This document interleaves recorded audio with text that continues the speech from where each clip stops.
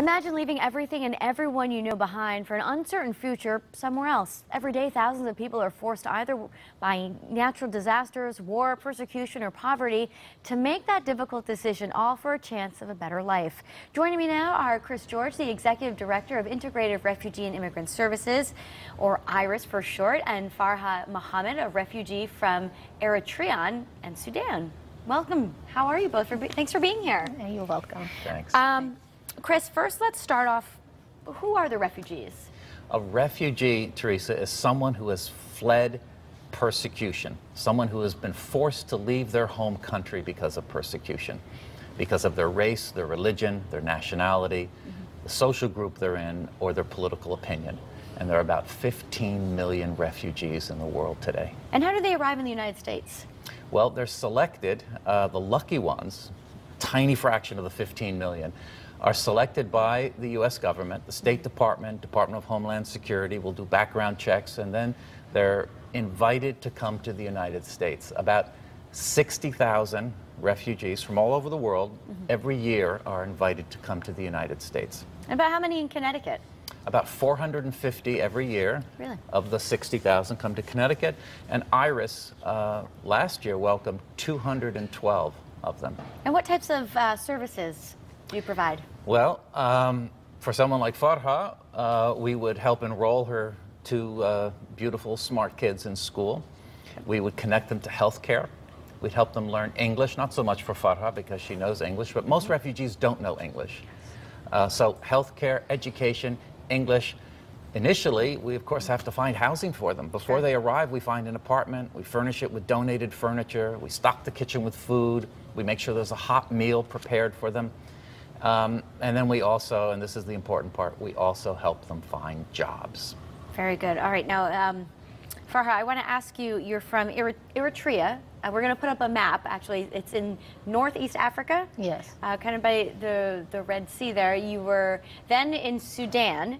Tell me a little bit about your life, what it was like before you came to the United States. In Sudan, it's not common to the woman to work, so it was very hard to me because I'm a journalist and I was working in my country in especially the men in Sudan, they don't like to women enjoy with them the life, so I should stay at home all the time. That's what they had expected, right? You came over with your 2 children, yeah. Correct? Talk to me about that experience. We have a picture of you and your little ones there.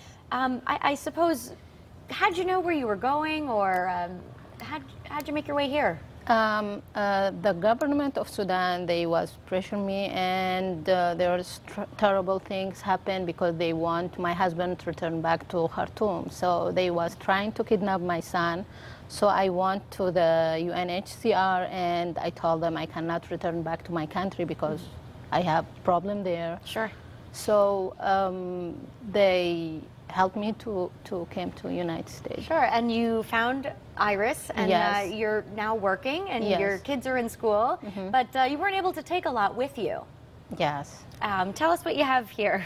Yeah, when the UNHCR, I remember they called me on Monday, and they asked me to ready to come to America after 2 days. So that's not a lot of time at all, right? Yeah, but and I don't know what should I bring, what should I leave there. So I asked my kids to choose one thing, favorite thing to them. So my daughter, she like her toy. She brought her one little toy. Okay. Yeah, and this is her bag. Oh.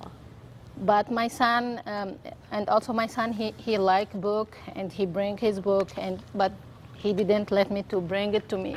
He keeps it. Okay. Yeah, but he do this thing to me.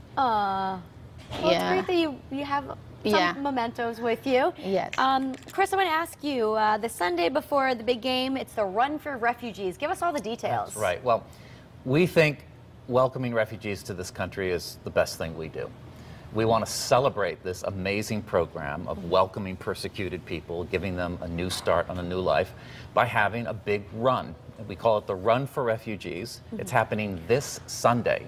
February 3rd, this Sunday at the Wilbur Cross High School. It starts at 10 a.m. Okay. It is the best way to start the day of the big game. You want to do something healthy, you'll be supporting a great cause, so we want all of you. Teresa, you're invited, and everybody here is invited to come this Sunday morning to the Run for Refugees. Fantastic, and of course all that information is right there on the screen. Farha, I want to thank you so much for telling your story, and congratulations. Thank you so much for being here. Thanks. All right, stay with us. More Connecticut Style after the break. We'll be right back.